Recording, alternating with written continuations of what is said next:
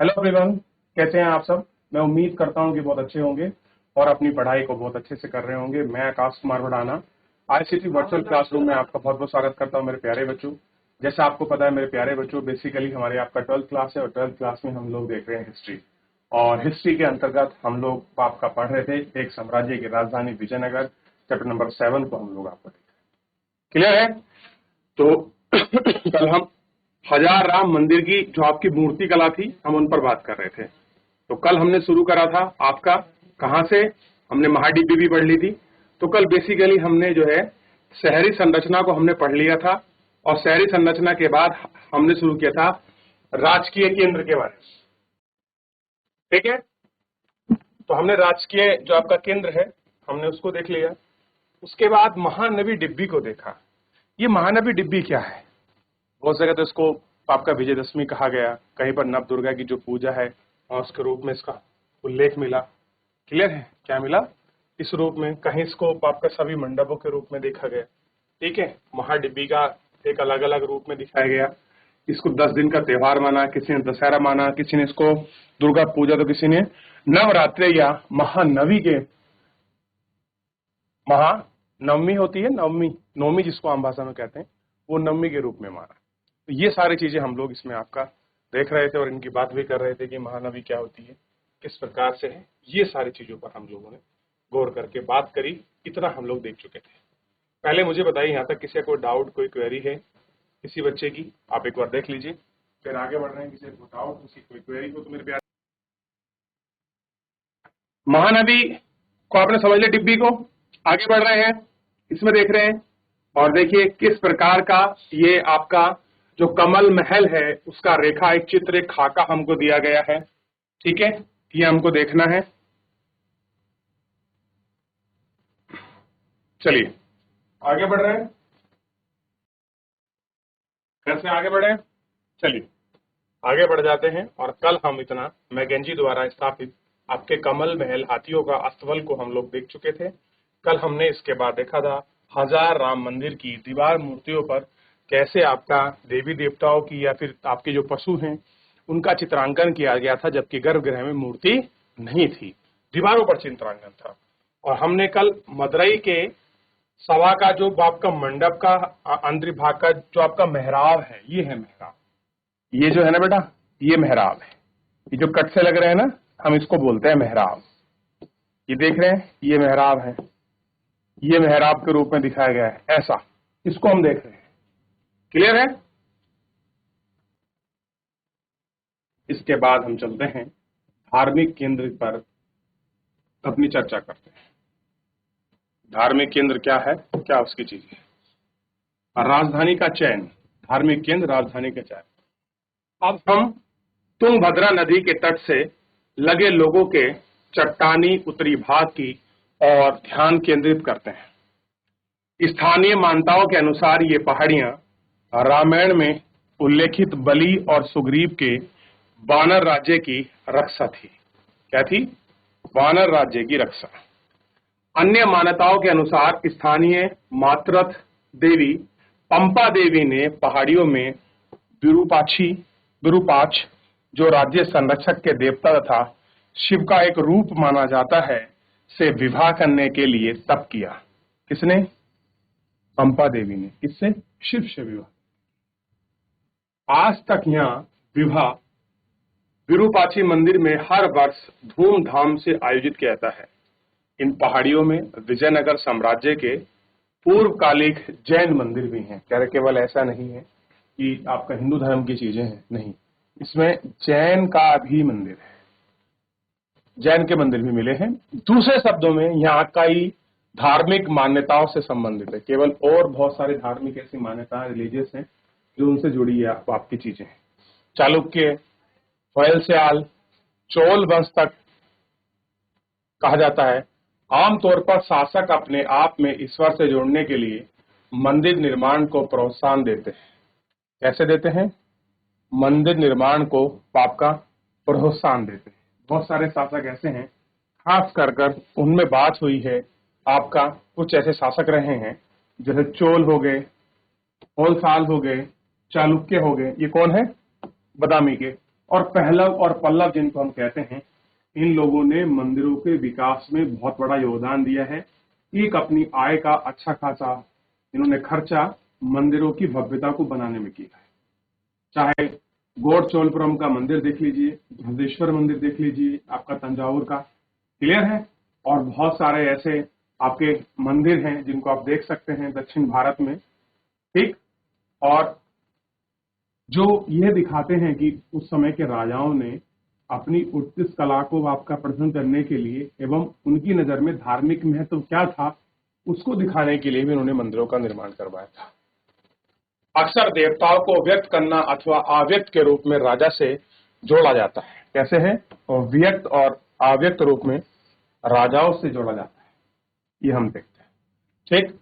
मंदिर शिक्षा के केंद्र के रूप में कार्य करते हैं। शासक और अन्य लोग मंदिर के रख रखाव के लिए भूमि तथा अन्य संपदा में दान देते हैं, ठीक।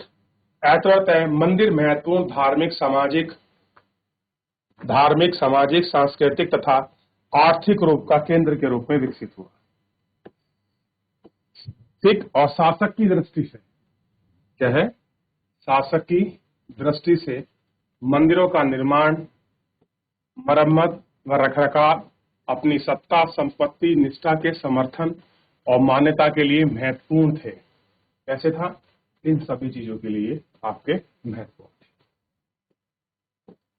यह संभव है कि विजयनगर स्थान का चयन वहां के विरूपाक्ष तथा पंपा देवी के मंदिरों के अस्तित्व से प्रेरित है। कैसा है? जो वहां जो मंदिर है, चाहे पंपा देवी का है, विरूपाक्ष जो मंदिर है, कहीं इसको पाक्षी भी कहते हैं, विरूपाक्षी मंदिर, इनसे प्रेरित है। यहां तक कि विजयनगर साम्राज्य के शासक भगवान विरूपाक्ष की ओर से शासन करने का दावा करते हैं। बहुत जगह लिखा है विरूपाक्ष के जो वो शासक करने के लोग दावा कर रहे हैं। सभी राजकीय आदेशों में और सामान्यतः कन्नड़ लिपि में श्री विरूपाक्ष शब्द अंकित है। शासक देवताओं ने अपने गहन संबंध और संकेत के रूप में विरुद्ध हिंदू सूरत राणा का प्रयोग किया है। यह अरबी भाषा का सुल्तान का अर्थ है राजा का संस्कृत अनुवाद। ये क्या है कि जो सुल्तान का है वो संस्कृत अरबी भाषा का उल्लेख है और इसको संस्कृत में है राजा का अनुवाद था। शाब्दिक रूप से इसका अर्थ है हिंदू सुल्तान। क्या मतलब है?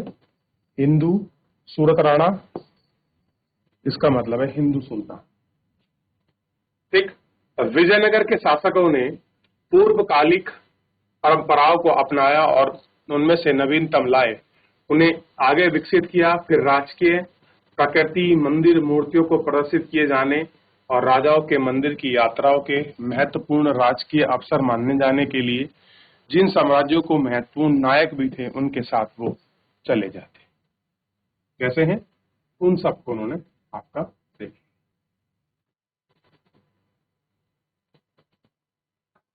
चलिए, तो आपको दिखाई देगा कि धार्मिक राजधानी में किस तरीके से उन्होंने चयन किया है राजधानी का, ये आपको स्पष्ट रूप से दिखाई देगा। हो गया राजधानी के चयन के रूप में किस प्रकार उन्होंने चयन किया था राजधानी का। आई होप कि आपको क्लियर हो गया हो। चलिए थोड़ा सा आगे बढ़िए कि धन संपत्ति के रूप में किस तरह का वो आपका दावा कर रहे थे अपनी राजधानी को लेकर। ये विजयनगर साम्राज्य के लोग क्या उल्लेख मिलता है। हो गया। चलिए, तो ये आपने विजयनगर साम्राज्य से जुड़े आपके शिव और आपके पंपा देवी के विषय की जो विवाह की कहानी है उसके रूप में वहां के लोग आज भी क्या मनाते हैं, विरूपाक्ष रूप में जो मंदिर है उसको उत्सव के रूप में हर वार्षिक तौर पर मनाया जाता है। ऐसा हमने इसमें पढ़ा और जानने का प्रयास किया। क्या क्या चीजें हैं, किस प्रकार के रूप में निकले हैं, क्या क्या उल्लेख है, इस तरह। क्लियर है?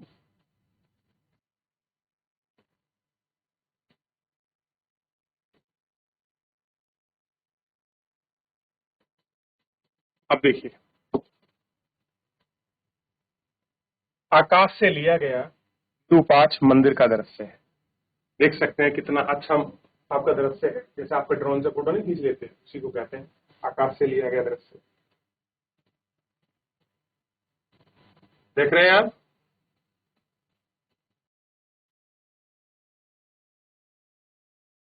आगे देखते हैं। गोपुरम और मंडपम। मंदिर स्थापत्य के संबंध में इस समय कई नए तत्व प्रकाश में आते हैं। विश्व स्तर पर बनाई गई संरचनाओं में जो राजकीय सत्ता के द्योतक थी शामिल है। इसका सबसे अच्छा उदाहरण राय गोपुरम यानी कि 7.7 चित्र है। राजकीय प्रवेश द्वार थे जो अक्सर केंद्रीय देवालयों की मीनारों के बोना प्रतीक करते हैं, जो लंबी ही दूरी से ही मंदिर होने के संकेत देते हैं। ये संभवतः शासकों की ताकत की याद दिलाती है। जो हमको आप देखते हैं बाहर से ही हमको मंदिर दिखा दे लगते बड़े बड़े, वो क्या है वास्तव में शासकों की जो ताकत है रियलिटी में वो हमको दिखाई, जो इतनी ऊंची मीनारों का निर्माण करवाने के लिए आवश्यक साधन, तकनीकी और कौशल जुटाने में सक्षम थे। ठीक, ये अन्य विशिष्ट लक्षणों में मंडप तथा लंबे स्तंभ वाले गलियारे कैसे हैं? मंडप हैं, लंबे स्तंभ वाले गलियारे जो मंदिर के परिसर में देवी देवताओं के चारों ओर सम्मिलित हैं। अब हम दो मंदिरों की ओर सूक्ष्मता से देखेंगे, विरूपाक्षी मंदिर तथा विट्ठल मंदिर। क्या है? विट्ठल। ये भी भगवान विष्णु को समर्पित है विट्ठल। अब आप सबसे पहले ये आपने मंदिर देख लिया, अब यहाँ देखिए कौन सा चित्र है? 7.2। ये देखिए किस तरीके से यहाँ जलाशय है, ये मेन देवालय ये है, ठीक है। ये प्रवेश द्वार है, ये आपका गोपुरम बना हुआ है, यहाँ से प्रवेश करते हुए यहाँ अंदर बढ़ते हैं। ये क्या है? विरूपाक्षी मंदिर का नक्शा अधिकांश वर्गाकार संरचना में। कैसा है? वर्गाकार। दो प्रवेश द्वार हैं और काले से आपका भरे हुए हैं। एक ये प्रवेश द्वार है और आयोजनों का प्रयोग होने वाला मंडप आप इसमें देख सकते हैं। हो गया? आगे बढ़ जाए, चलिए इतना देख लिया हमने मंडप। अब थोड़ा सा ये स्तंभ की बनी जो एक आकृति है, जो हम लोग स्तंभ बनाते हैं, जो हमारे पिलर हैं, उस पिलर पर किस प्रकार की इमेज है आप इनको बड़े स्पष्ट रूप से देख सकते हो। देख रहे हैं? अलग अलग सुंदर उत्कृष्ट और कितनी देवी क्योंकि या देवताओं की मूर्तियों का या आप कह सकते हैं उनका चित्रांकन किया गया है। ऐसा पिलरों पर है, सोच के देखिए कितना उत्कृष्ट और बारीक नमूनों से इनको बनाकर आपके तैयार किया गया। सोचने वाली बात है और देखने योग्य चीज है। हो गया ना? चलिए आगे बढ़ जाते हैं। विरूपाक्ष मंदिर का निर्माण कई शताब्दी में हुआ है। हालांकि अभिलेखों से पता चलता है कि सबसे प्राचीन मंदिर 9वीं 10वीं शताब्दी में था।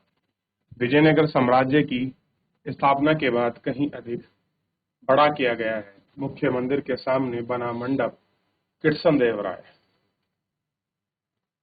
अपने राज्य हरण की उपलक्ष्य में बनाया गया है। इसे सूक्ष्मता के उत्कीर्ण से सजाया गया है। पूर्वी गोपुरम के निर्माण का श्रेय भी उसे ही दिया जाता है।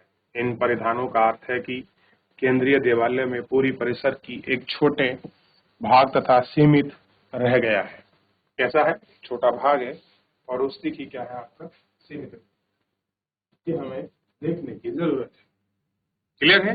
तो किस तरीके का मंदिर है? अब आपको ये देखिए,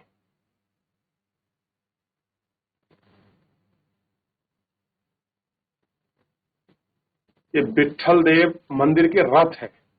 आप इन मंदिरों को देख के पता लगा ये क्या ऐसा मंदिर होना संभव है या फिर आज की तारीख में ऐसे उत्कृष्ट मंदिर बनाए जा सकते हैं?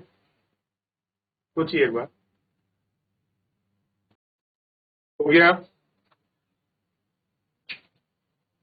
चलिए, ऐसे सुंदर और उत्कृष्ट मंदिर कला आपको देखने के लिए चौल, मंडप, जो आपके पहलव हैं और बहुत सारे ऐसे जो और शासक रहे, जैसे आपके बादामी के चालुक्य हैं, इन लोगों ने मंदिर उस कला उत्कृष्ट कला में अपना बड़ा योगदान दिया है। तो फिलहाल आपने जितना पढ़ा है आप उसको घर जाकर एक बार रिवीजन करिए, अच्छे से पढ़ लीजिए पूरा, ताकि आपको क्लियर हो जाए। ठीक है? तो फिलहाल आज हम लोग इतना ही, मिलेंगे नेक्स्ट लेक्चर में। तब तक अपना ध्यान रखिए और मेरे प्यारे बच्चों स्वस्थ रहिए और अपनी पढ़ाई को बहुत अच्छे से करते रहिए। मुझसे जुड़ने के लिए आपका बहुत बहुत धन्यवाद।